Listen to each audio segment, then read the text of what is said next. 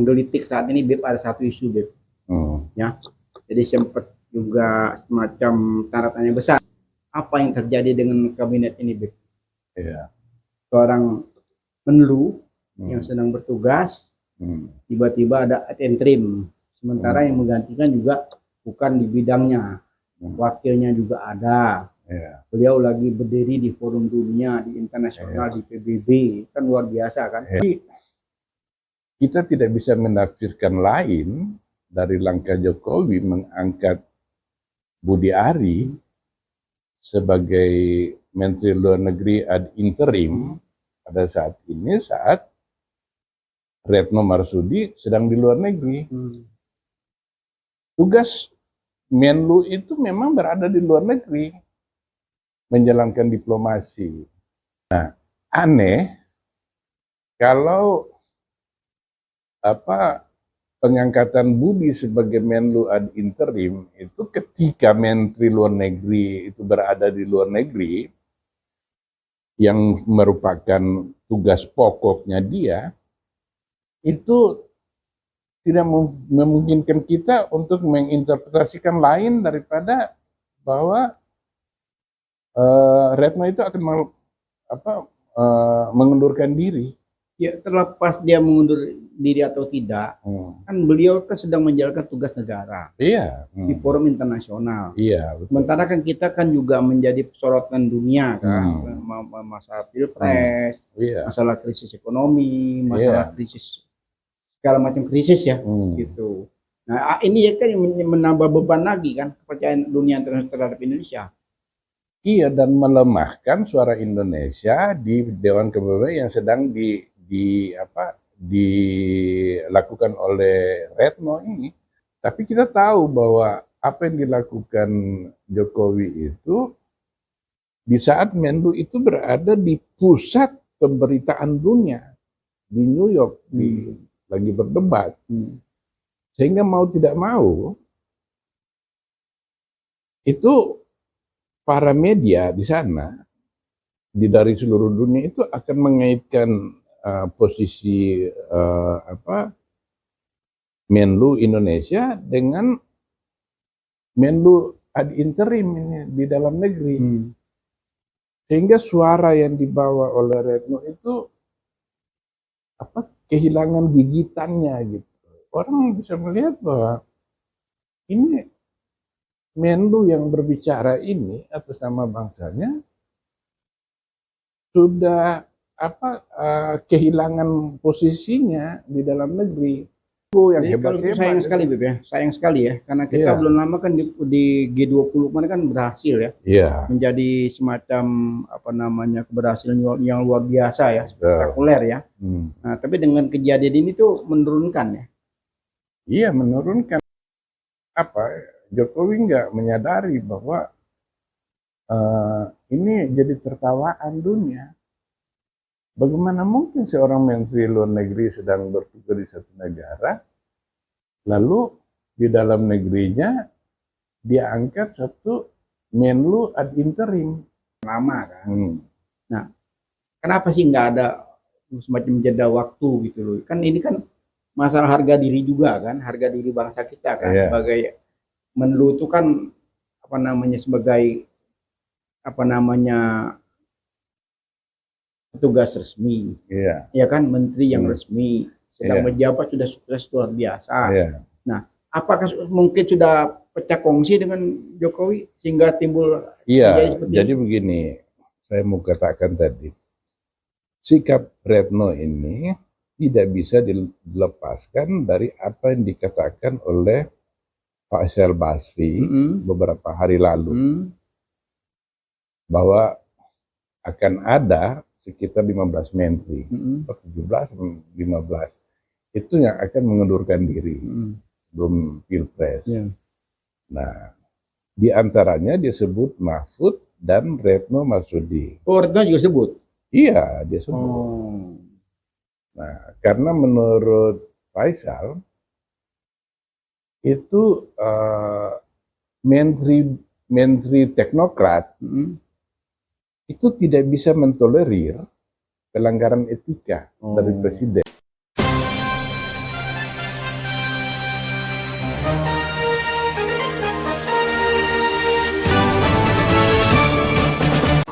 Jangan lupa ya di subscribe, like, komen, share, dan tekan tombol loncengnya.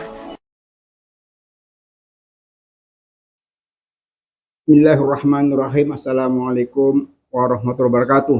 Waalaikumsalam warahmatullahi wabarakatuh. Ahlan wa sahlan. Ahlan. Jumpa lagi di Peace dan Khas Channel. Bib, sehat ya? Keren. Keren, Masya Allah. Dengan penampilan baru ya. Iya. Jadi gini Bib, kita menyambut tahun 2024 ini kan dengan penuh kegembiraan. Gitu. Jadi Peace dan Khas Channel juga kepengen dengan wajah baru. Nah, dengan perubahan gitu Bib. Nah, jadi Kita perubahan. maunya kegembiraan, Bib. Iya, jadi Tapi situasi membuat kita nggak bisa terlalu gembira. nggak apa-apa, masih tetap aja gembira. Iya, iya. Walaupun di sana sini timbul masalah yang apa namanya agak aneh-aneh ya. Iya. Jadi kita masih tetap berharap dengan bisik-bisik ya, bisik-bisik politik tentang kenegaraan ini insya Allah bermanfaat ya. Iya. Itu yang menggelitik saat ini Bib, ada satu isu Bib ya. Jadi sempat juga semacam tanda tanya besar ya dari LSM PIS ya, kita cuma mengadakan semacam diskusi kecil ya di antara pengurus PIS, apa yang terjadi dengan kabinet ini Bib. Iya. Seorang Menlu yang sedang bertugas tiba-tiba ada ad interim, sementara yang menggantikan juga bukan di bidangnya, wakilnya juga ada. Beliau lagi berdiri di forum dunia, di internasional, di PBB, kan luar biasa kan, Amerika lagi, negara demokrasi gitu loh. Jadi antum sebagai pengamat Timur Tengah ya, banyak sekali tahu persis tentang apa namanya Timur Tengah ini, atau khususnya dunia luar ya. Apa pendapat antum tentang kejadian ini? Iya, ini memberi isyarat kuat bahwa Menteri Luar Negeri kita, Pak Retno LP Marsudi ini akan mengundurkan diri. Nah, sehingga Presiden Jokowi tidak ingin terjadi secara mendadak. Karena apa? Mungkin Bu Retno sudah menyampaikan kepada Presiden Jokowi bahwa dia akan menjalankan tugas dia yang terakhir kali dalam debat yang sedang berlangsung di Dewan Keamanan PBB terkait aksi-aksi genosida Israel terhadap Gaza. kaum Palestina di Gaza. Di antaranya kan Retno meminta agar dunia memboikot dunia menghentikan perang segera dan memboikot pengiriman senjata ke Israel. Apa yang dilakukan oleh Afrika ya? Ya, ini memang hanya Amerika Serikat yang masih mengirim senjata ke Israel. Nah, jadi kita tidak bisa menafsirkan lain dari langkah Jokowi mengangkat Budi Ari sebagai Menteri Luar Negeri ad interim pada saat ini, saat Retno Marsudi sedang di luar negeri. Tugas Menlu itu memang berada di luar negeri, menjalankan diplomasi demi untuk kepentingan nasional, menjaga ketertiban dunia yang sekarang ini kan makin mencemaskan di Timur Tengah. Nah, aneh kalau pengangkatan Budi sebagai Menlu ad interim itu ketika Menteri Luar Negeri itu berada di luar negeri yang merupakan tugas pokoknya dia, itu tidak memungkinkan kita untuk menginterpretasikan lain daripada bahwa Retno itu akan mengundurkan diri. Ya, terlepas dia mengundur diri atau tidak, kan beliau kan sedang menjalankan tugas negara di forum internasional. Iya, betul. Sementara kan kita kan juga menjadi sorotan dunia kan, masalah pilpres, masalah krisis ekonomi, masalah krisis segala macam krisis ya, gitu. Nah, ini ya kan yang menambah beban lagi kan kepercayaan dunia internasional terhadap Indonesia. Iya, dan melemahkan suara Indonesia di Dewan PBB yang sedang dilakukan oleh Retno ini. Karena Israel kan bisa mengatakan bahwa wah, ini Menlu ini sudah nggak dipakai di dalam negerinya dia. Jadi apa yang dikatakan oleh Retno itu sesuatu yang nonsens, kehilangan, Tidak mewakili kan? iya, kehilangan kehilangan legitimasinya dia sebagai Menteri Luar Negeri. Nah, ini dampaknya kepada luar negeri itu sangat negatif bagi Indonesia, karena ini hal yang hampir tidak pernah terjadi sebelumnya.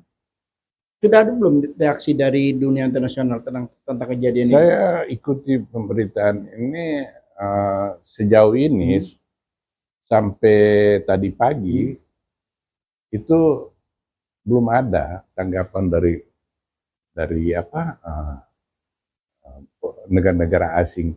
Tapi kita tahu bahwa apa yang dilakukan Jokowi itu di saat Menlu itu berada di pusat pemberitaan dunia di New York, lagi berdebat, sehingga mau tidak mau itu para media di sana dari seluruh dunia itu akan mengaitkan posisi Menlu Indonesia dengan Menlu ad interim ini di dalam negeri. Sehingga suara yang dibawa oleh Retno itu kehilangan gigitannya gitu. Orang bisa melihat bahwa ini Menlu yang berbicara ini atas nama bangsanya sudah kehilangan posisinya di dalam negeri. Beda kalau misalnya yang pergi itu misalnya menteri apa saja lah ada seperti siapa dulu si Menteri Pertanian itu Syahrul Yassin Limpo. Waktu itu kan dia ada di Italia ketika KPK menyatakan bahwa dia terlibat korupsi dan mau ditangkap, dan kemudian dia menghilang. Nah, itu wajar aja karena dia bukan Menlu yang tugasnya ini, dia hanya berbicara mengenai kerjasama pertanian dengan Italia Tapi ini Menteri Luar Negeri kita memang tempatnya di luar negeri. Jadi aneh bahwa ketika Menlu sedang menjalankan tugasnya di luar negeri, lalu pemerintah mengangkat orang yang pengganti sementara, ad interim sementara, mengangkat yang tidak mempunyai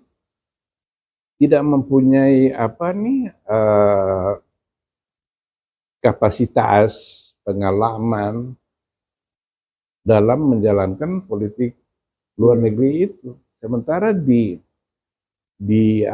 Kemenlu itu, Kementerian Luar Negeri itu banyak sekali diplomat karir di sana yang jago-jago, yang hebat-hebat. Sayang sekali, Beb ya. Sayang sekali ya, karena kita belum lama kan di G20 kemarin kan berhasil ya. Menjadi semacam keberhasilan yang luar biasa ya, spektakuler ya. Nah, tapi dengan kejadian ini tuh menurunkan ya.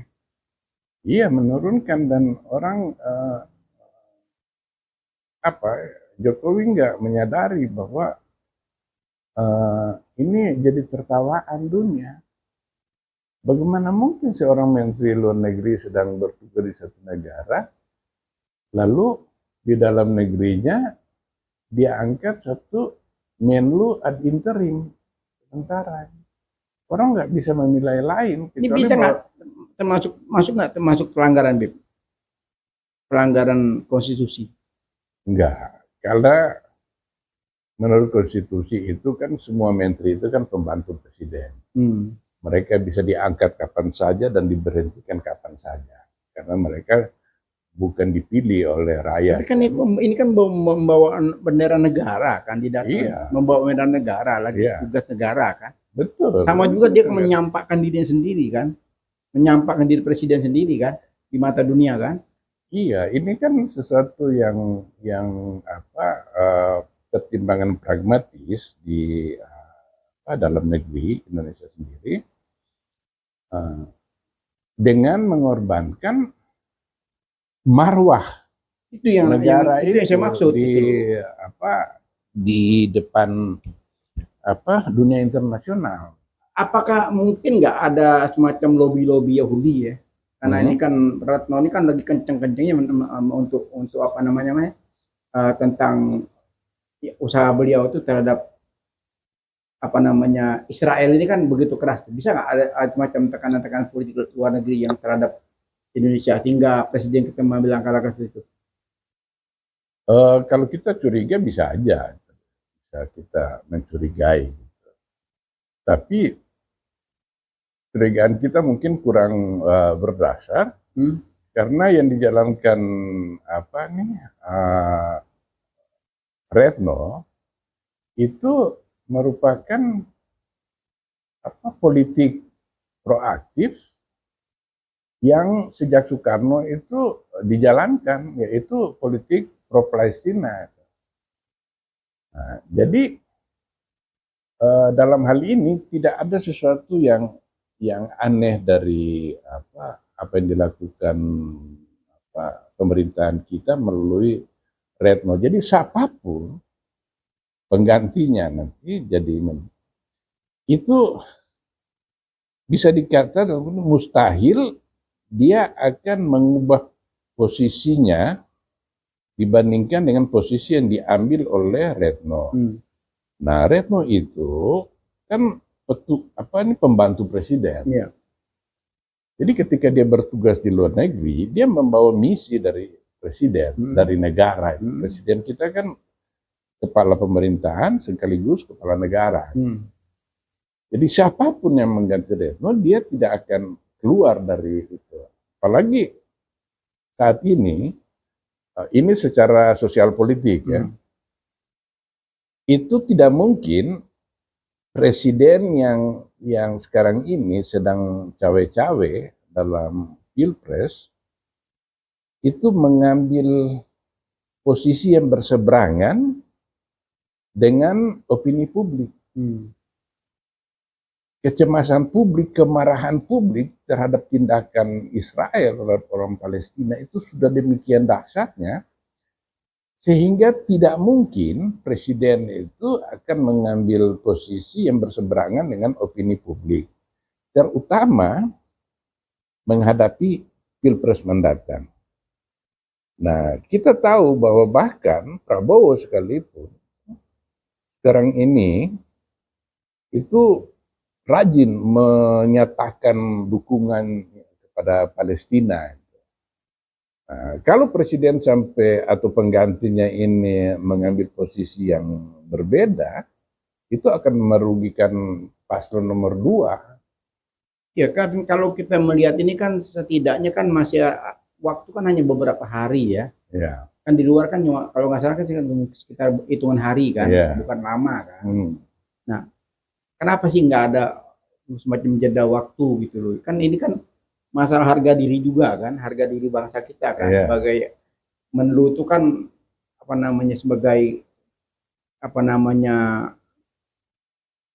petugas resmi, ya kan, menteri yang resmi sedang menjabat sudah sukses luar biasa. Nah, apakah mungkin sudah pecah kongsi dengan Jokowi sehingga timbul? Jadi begini, saya mau katakan tadi, sikap Retno ini tidak bisa dilepaskan dari apa yang dikatakan oleh Faisal Basri beberapa hari lalu, bahwa akan ada sekitar 15 menteri, 17-15, itu yang akan mengundurkan diri sebelum pilpres. Nah, di antaranya disebut Mahfud dan Retno Marsudi. Oh, Retno juga sebut. Iya, dia sebut. Oh.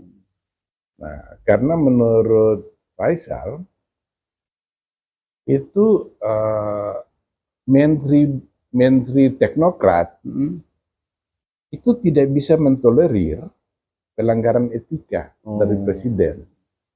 Jadi yang disebut misalnya seperti apa nih Mahfud MD, Mahfud kan bicara kemarin itu bahwa sebenarnya dia sudah niat mundur jauh hari gitu. Ketika dia dicapreskan dia sudah harus mundur karena dia tidak mau terlihat konflik of interest. Dia sementara menteri tapi dia berkampanye gitu. Nah, tapi kemudian dia ingin memberi contoh setelah melihat bahwa menteri-menteri, menurut Mahfud, menteri-menteri yang tidak ada urusannya dengan partai politik pun sudah bergabung menjadi tim-tim sukses di berbagai ini. Nah, menurut Mahfud ini tidak etis dan dia tidak mau menjadi salah satu dari menteri yang seperti itu. Sebetulnya sejak lama dari kita ini dari podcast kita selalu menyuarakan dan sejak lama bahwa selayaknya kan menteri maupun apa namanya mau itu gubernur, mau itu bupati, mau wali kota, semuanya kan harus mengundurkan diri, kan gitu untuk ikut di kontestasi ini kan. Tapi kan tidak dianggap. Sekarang kan udah tinggal hitungan hari baru muncul niat mengundurkan diri setelah Faisal Basri bicara kan. Nah ini kan menjadi tanda tanya besar juga kan. Kenapa nggak dari semula itu? Karena gimana pun juga kan tidak bisa dipisahkan menggunakan fasilitas negara. Apapun caranya tidak akan bisa kan. Orang itu melekat kan. Bagaimana caranya untuk memisahkan itu kan. Terus apa namanya? Ya memang sebetulnya contohnya kita lihat nih contoh kan dari atas ya. Jadi atau memberikan contoh yang seperti ini ya.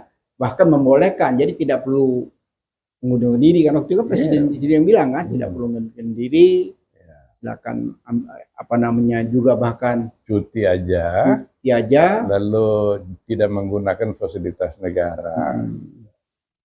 Iya, jadi begini, Faisal Basri itu kan seorang tokoh. Dia pasti bicara itu tidak asal-asalan. Itu resikonya besar dan dia menyebut diantaranya juga Basuki Menteri Pekerjaan Umum dan Perumahan Rakyat itu teknokrat juga jadi dan juga Sri Mulyani dan Faisal Basri punya ucapan ini belum dibantah oleh siapapun, Sri Mulyani. Kemudian orang-orang yang disebut, tidak ada yang bantah ya. Tidak ada yang bantah. Ini menunjukkan bahwa sangat mungkin apa yang dikatakan Faisal itu benar, bahwa akan ada pengunduran diri masif. Ya kalau memang seperti yang tu bilangnya, memang menjadi kenyataan. Setelah beberapa hari Faisal Basri bicara, Mahfud kan bicara kan. Sebelumnya Mahfud kan tidak pernah bicara kan. Walaupun katanya sudah lama rencana begini-begini kan, baru bicara setelah ada suara dari apa namanya pertemuan Indemo itu kan, pertemuan Malari itu yang mengkaitkan tentang penolakan masyarakat tentang investasi Cina di Indonesia kan. Kalau sebelumnya Malari itu apa namanya menawar investasi dari Jepang sehingga terjadi apa namanya kerusuhan yang cukup besar kan, sehingga Perdana Menteri Jepang tidak jadi ke Indonesia kan, dampaknya masyarakat kan masuk bui kan. Nah dalam rangka ulang tahun itu kan mereka kumpul semua tokoh, ya kan. Nah di situ juga kan sempat bicara, banyak tokoh-tokoh lainnya semuanya kan akan bicara gitu loh. Nah dalam pembicaraan itu rasanya kita udah sempat apa namanya, wah luar biasa kagetnya ya, karena begitu banyak tokoh-tokoh hebat yang ada di situ, semuanya menyampaikan tentang pemakzulan, berkaitan juga dengan pertemuan petisi 100 yang diterima oleh Mahfud MD kan, sebelumnya kan, di bawah Faisal Asegaf kan. Kita juga mesti kaitkan juga gini, ada dua hal yang saya catat. yang menunjukkan bahwa besar kemungkinan menurut saya memang akan terjadi peruntuhan terhadap pemerintahan Jokowi. Dua hal yang saya catat. Pertama, kemarin Mahfud mengatakan bahwa pengunduran diri ini merupakan dorongan juga dari Ganjar Pranowo. Iya. Dan Ganjar adalah seorang kader PDIP dan capres sekarang ini. Yang kedua, secara agak ganjil, Prabowo menerima petisi 100. Mahfud di kantornya. Iya, memang ini Mahfud menyatakan bahwa mereka salah alamat, bukan dia. Tetapi yang perlu dicatat di sini, Mahfud mengatakan bahwa impeachment itu sesuatu yang legitimate, yang disediakan oleh undang-undang kita.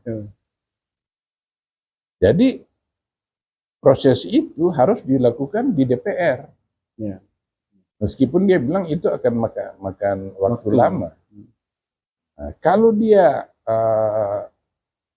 tidak ada motif dari pernyataannya dia, itu mestinya ketika petisi 100 itu datang Faisal Assegaf, Baru Tubara, Rahma Sarita, dia terus langsung bilang, sorry, kalian salah alamat, bukan saya di sini yang terlibat. Tapi Mahfud membuka jalan, meskipun dia tahu bahwa proses politik itu tidak bisa melalui Menko Polhukam. Itu bukan tugasnya dia gitu. Nah, jadi saya melihat dengan pernyataan dari Ganjar Pranowo, Mahfud sendiri bahwa Ganjar mendorong, maka memang kemungkinan terjadinya pengunduran diri itu untuk tujuannya meruntuhkan legitimasi Jokowi bisa terjadi dalam beberapa hari mendatang karena ada presidennya. Presiden itu yaitu tahun 98 tuh.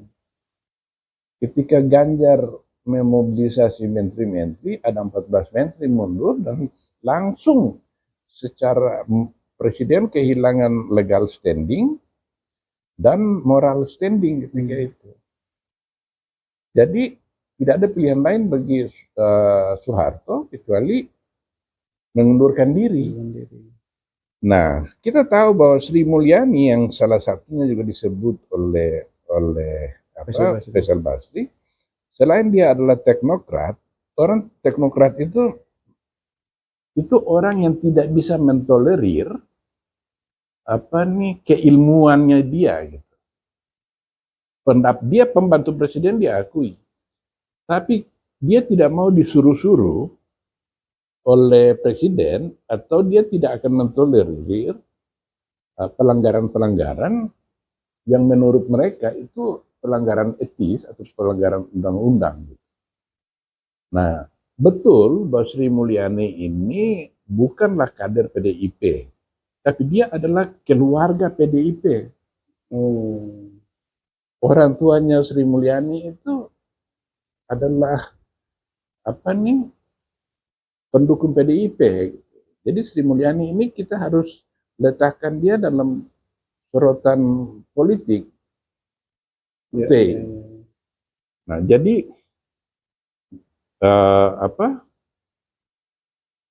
indikasi-indikasi bahwa bahwa 15 menteri itu akan mundur sangat mungkin dengan perkiraan saya,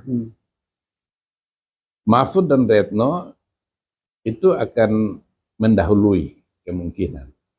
Ya, memang kalau kita melihat pertemuan waktu saat ulang tahun PDIP, ya waktu ulang tahun itu kan kita melihat sendiri Bu Megawati kan dengan terang benderang dengan tajam dan keras ya pernyataan beliau itu kan. Iya.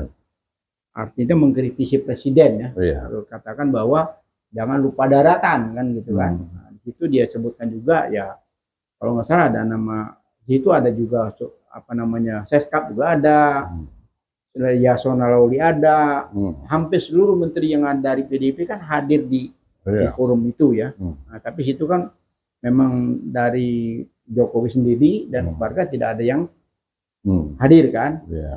Absen sama sekali dari keluarga besar Jokowi ya. Kalau Jokowinya oke, mungkin dia lagi memang di luar lagi, tapi kan keluarga besarnya kan masih ada tuh. Pada saat ulang tahun tuh bisa saja kan mewakili entah Gibran atau siapapun juga kan. Kalau memang hubungan itu kan masih sedikit ada harapan, ya katakan masih ada kedekatan ya, bisa aja kan. Tapi ini kan tidak terlihat kan. Nah, memang di forum itu sangat keras sekali pembicaraan tentang lupa daratan tadi gitu. Menurut antum apa yang mau disampaikan oleh Megawati yang sempat antum bilang sebagai ya Megawati ketemu tidak bernyali gitu. Ada dua hal yang jadi taruhan bagi Megawati yang bisa kita nilai sebagai keniscayaan PDIP untuk menjatuhkan Jokowi. Karena taruhan besar dari PDIP ada dua. Yang pertama, ini pilpres, mungkin ini pilpres terakhir bagi Megawati. Betul. Sementara sudah lama dia berjuang untuk suksesi terhadap dirinya, yaitu Puan Maharani. Betul. Sementara realitas politik hari ini itu Ganjar Pranowo yang diusung PDIP kemungkinan tersingkir di putaran pertama. Iya. Kalau lihat dari hasil survei ya. Iya. Kalau itu terjadi dan kemudian PDIP berada di luar, itu menjadi oposisi, kemungkinan pada pilpres yang berikut 5 tahun berikut, Megawati mungkin kalau dia masih hidup, dia sudah sangat uzur, dia sudah nggak berperan. 77 tambah 5 tahun berarti kan sudah 82 kan. Iya. Nah itu taruhannya besar sekali bagi Megawati kalau Puan tidak menjadi apa-apa, PDIP tidak dukung di pemerintahan. Itu sebabnya kemarin saya baca dari pihak PDIP menyatakan bahwa kami tidak menutup pintu untuk komunikasi dengan Presiden Jokowi. Karena ada pemberitaan yang bisa dipercaya, itu Jokowi meminta beberapa presidennya untuk memediasi dia dengan Megawati. Menterinya maksudnya? Iya, menteri-menterinya, tapi tidak ada yang berhasil. Jokowi bahkan menawarkan Menko bagi PDIP. Nah, tapi ini bukan pernyataan dari Megawati. Megawati tetap diam, tapi berita di luar itu Megawati tidak bersedia untuk buka kontak. Tapi kemarin itu PDI menyatakan bahwa mereka membuka pintu untuk komunikasi dengan Jokowi. Nah, bisa jadi ini adalah strategi Megawati dalam menghadapi pilpres berikut, karena pada saat bersamaan Prabowo juga menghubungi Megawati. Karena hitung-hitungan politik itu Prabowo tidak mungkin menang putaran pertama, sehingga dia harus maju di putaran kedua. Nah, tanpa dukungan dari kubu Megawati dan kubu Ganjar Pranowo ini, itu besar kemungkinan Anies Muhaimin akan menang pertarungan putaran kedua. Jadi Prabowo berusaha mengontak Megawati untuk bagaimana membuat koalisi di putaran kedua. kalau nanti Anies yang masuk di putaran kedua. Iya. Nah, Megawati punya daya tawar sekarang ini kuat terhadap Jokowi, juga terhadap Prabowo. Nah, ini juga dia mau mengangkat daya tawarnya dia terhadap pihak Anies. Karena ada kontak-kontak, mereka sudah berkomunikasi antara kubu Anies dan kubu Ganjar. Iya, betul. Bahwa kerjasama mereka nanti itu kalau Anies Muhaimin yang masuk ke putaran kedua, kubu Ganjar akan mendukung. Iya. Lalu kalau Ganjar yang Mahfud yang masuk putaran kedua, kubu Anies akan dukung. Dan Megawati kepingin hal ini diumumkan.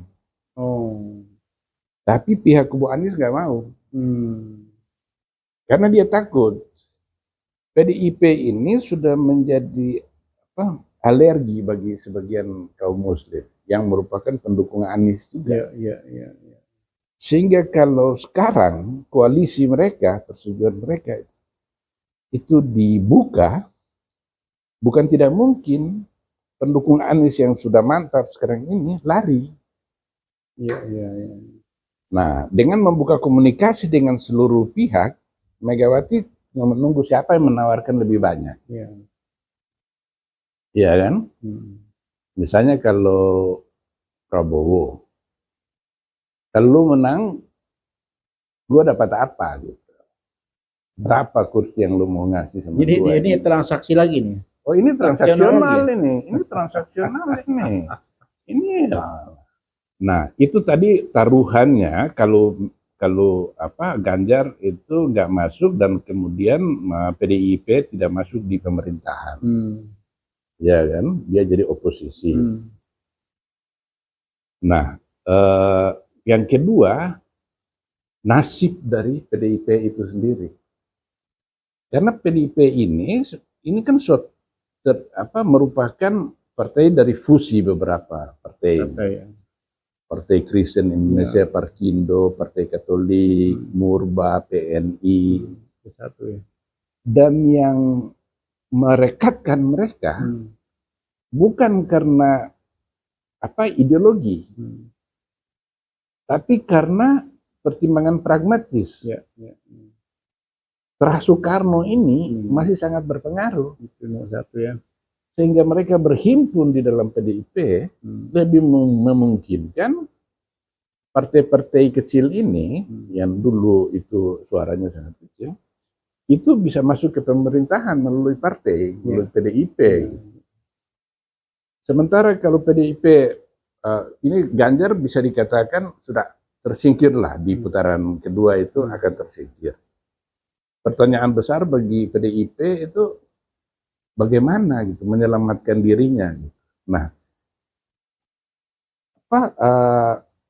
lebih baik dengan siapapun pemenangnya, Megawati harus ikut di pemerintahan, PDIP harus ikut di pemerintahan.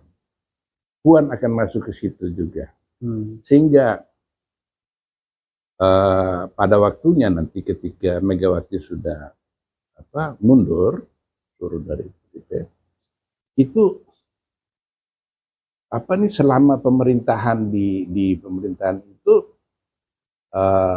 Puan itu diharapkan masih bisa menjadi penyatu dari PDIP ini. Walaupun bukan Terah Soekarno kan? Ya, walaupun dia itu kalau menurut sistem patriarkal, yaitu garis keturunan dari pihak ayah, ya Puan sudah bukan Terah Soekarno. Bukan Terah lagi ya.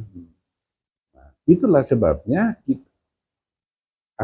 Megawati ini dalam posisi kritis di mana dia akan tersingkir, tapi di detik-detik terakhir ini dia ingin mendapatkan sesuatu, pertimbangan politiknya. Ironis sekali ya, BP.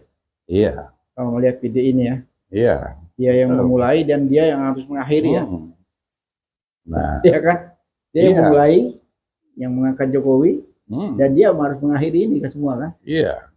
Nah itu kira-kira berhasil nggak, Beb? Cara apa yang dia harus lakukan lagi, cara-cara supaya dia bisa mengakhiri dengan apa namanya legacy yang baik gitu loh.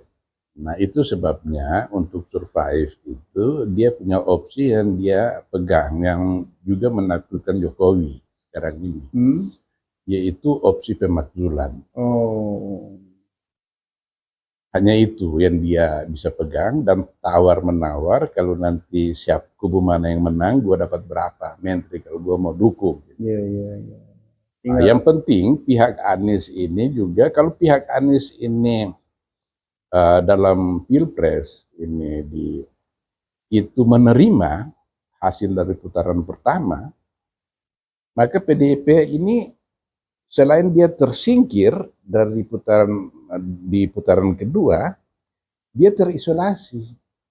Jadi kalau kita lihat Dia ini, cuma sendiri dan P3 ini itu sudah kosong, partai yang sudah kosong, pendukungnya itu sudah lari ke Anies semua. tapi di kubu perubahan sendiri, di kubu Anies kan serba salah ya. Di satu sisi menerima tawaran untuk kerjasama di putaran kedua itu membuat efek ya, pemilih Anies yang loyalis ini tidak bersipati. Di sisi lain khawatir juga kalau ketinggal maka Megawati masuk ke kelompoknya Prabowo. Iya, jadi kalau nanti di putaran kedua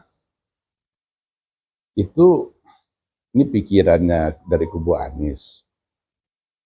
Pendukung Anies akan melunak terhadap PDIP karena dia nggak punya pilihan. Kalau saat ini ya kan coba nanti kalau putaran kedua, misalnya di putaran pertama PDIP kan sudah tersingkir. Nah, itu tawaran kan sekarang kan sudah muncul nih. Yeah.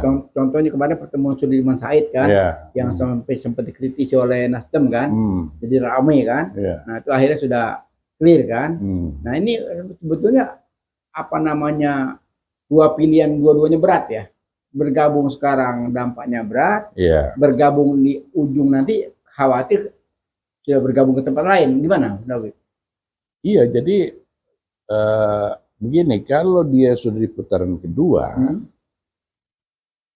itu kan pemilih Anies sudah nggak mau dalam posisi yang nggak siap kalah. Ya, maksudnya saya gini, sekarang ini kan ada tawaran, semacam tawaran kan, dari PDI. Kan dia kan juga perlu kepastian kan, mau berteman dengan siapa, mau berkoalisi dengan siapa, kan gitu kan. Nah begitu ditawarkan kepada koalisi perubahan kan juga serba salah nih, mau terima sekarang. Itu momentum nggak tepat untuk sekarang. Semua kan, diterima sekarang nggak tepat, diterima nanti pun juga khawatir ketinggalan kan gitu kan. Jadi maksudnya apa yang akan diambil oleh PDIP atau? Ya katakan PDIP ini kan lagi cari temen nih untuk putaran kedua, anggap aja dia nggak masuk kan. Nah sekarang kan ada semacam tawaran kan, ke koalisi perubahan. Koalisi perubahan kan juga masih memperhitungkan kan. Belum berani mengatakan iya sekarang ini kan. Karena dampak secara informal di belakang layar, pada prinsipnya mereka sudah setuju akan kerjasama itu. Cuma jangan kita buka sekarang. Kalau mereka sudah tersingkir di posisi kedua ketika Anies Mohaimin menghadapi Prabowo Gibran, pendukung Anies ini maupun Prabowo itu sudah nggak siap kalah. Nah ini membuka pintu untuk kerjasama secara terbuka.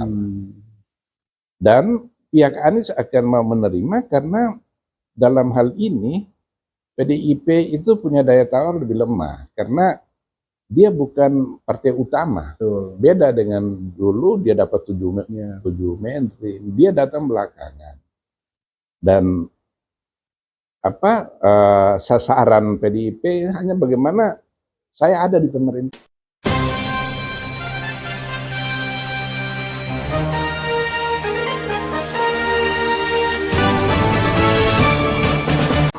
Jangan lupa ya di subscribe, like, comment, share, dan tekan tombol loncengnya.